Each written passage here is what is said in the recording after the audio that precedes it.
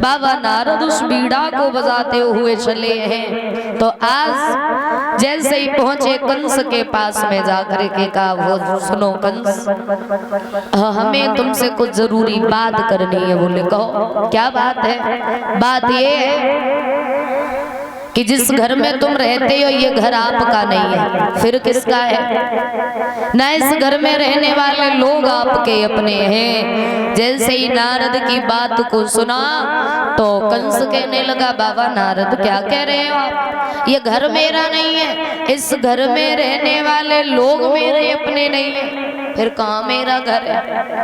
कौन मेरे अपने हैं?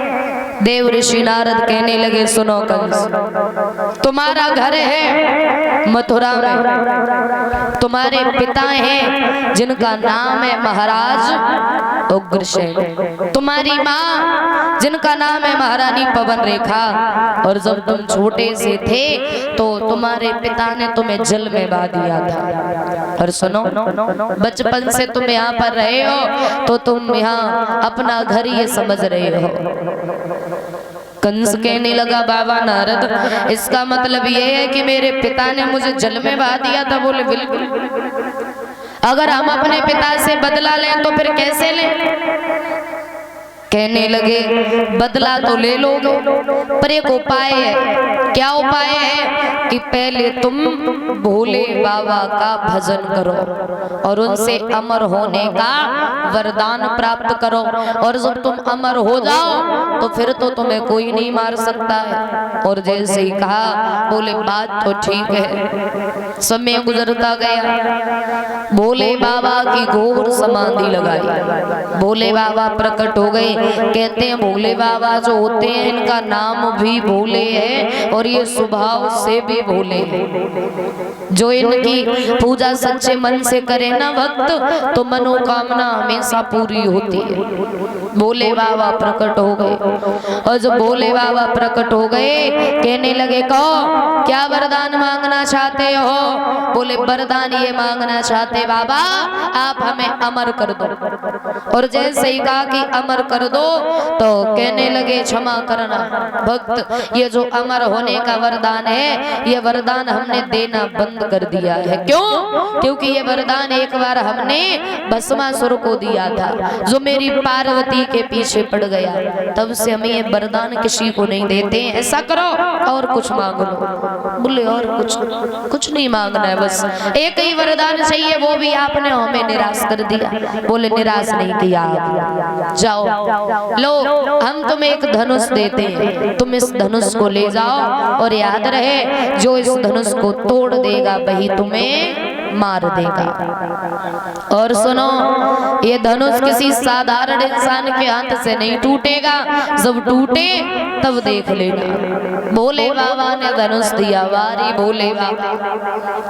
कंस उस धनुष को लेकर के चला तो मथुरा में पहुंच गया। मथुरा में जाकर के कंस ने उस धनुष को रखा और वहीं पे रहने लगा। कुछ दिनों तक रहा तो कंस ने एक अपनी टोली बना ली, क्योंकि नीच व्यक्ति को हमेशा नीच व्यक्ति की संगति पसंद आएगी। अगर अभी कोई जुआ खेलने वाला हो और उसको संत महात्माओं के बीच में बिठा देना तो उसे बहुत अजीब सा लगेगा, और वहीं पर अगर जुआ खेला जाओ तो उसे जाकर के बिठा दो तो उसको पूरा दिन मालूम भी नहीं पड़ेगा। इधर कंस ने जब अपने साथ में रहने वाले ऐसे ही लड़कों को बनाया, धीरे धीरे समय गुजरा।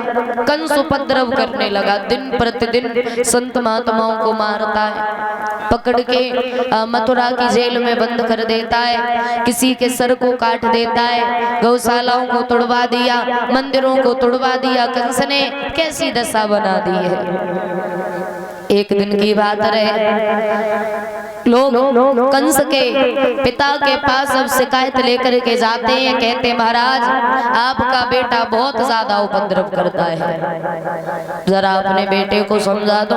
तो कंस को बुलाया महाराज ने, और जब कंस को बुलाया और एक बात कही, बेटा क्यों इतना उपद्रव करते हो, बिना बात के क्यों बच्चों को मारते हो? कंस कहने लगा, मैंने किसे मारा? अरे मैंने तो किसी को नहीं मारा है। जैसे ही कहा तो आज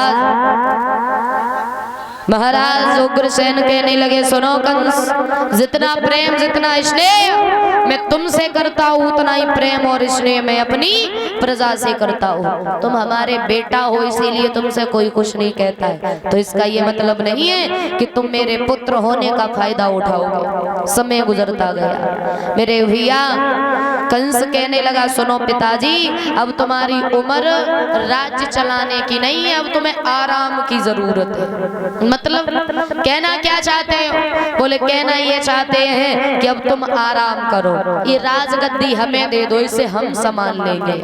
महाराज कहने लगे, इस राजगद्दी को संभालने के लिए अकल की जरूरत होनी चाहिए और वो तुम्हारे पास में है। कंस कहने लगा, पिताजी जब इस राजगद्दी को हमें सौंप दोगे ना तो अकल तो अपने आप आ जाएगी हम। और जैसे ही कहा कि अकल अपने आप आ जाएगी तो महाराज उठ करके खड़े हो गए, तलवार निकाली। कंस आगे बढ़ा और एक बात की, पिताजी इज्जत के अनुसार ये सिरसाज उतार के और मेरे सिर पे रख दो। राजगद्दी को ले लिया कंस ने, स्वयं राजा बन करके बैठ गया। मेरे भैया महाराज उग्रसेन को पकड़ के मथुरा की जेल में बंद कर दिया। संत महात्माओं को पकड़ता है, मथुरा की जेल में बंद कर देता है। कैसी दशा बनाई है कंस ने।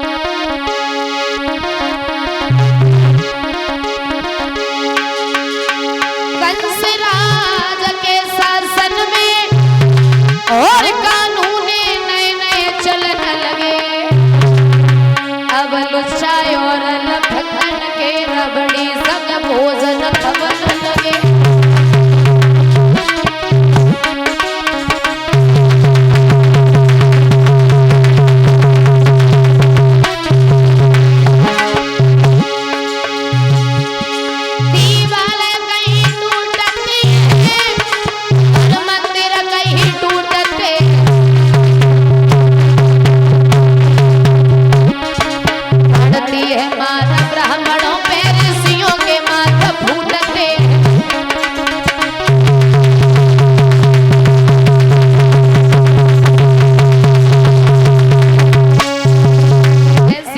बनाई कंस ने, मंदिरों को तुड़वा देता है, गौशालाओं को तुड़वा देता है। मेरे भैया धीरे धीरे समय गुजरता चला जाता है। एक दिन की बात रहे, कंस राज गद्दी पर बैठा हुआ था। मंत्री को आवाज लगाई है, मंत्री माइक नहीं, माइक नहीं।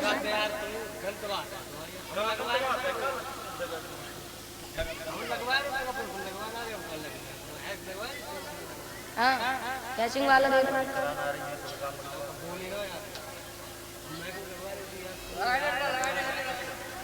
बोलिए वाके बिहारी लाल की। एक प्यारा सा कीर्तन तालियों के साथ में सभी लोग बोलेंगे।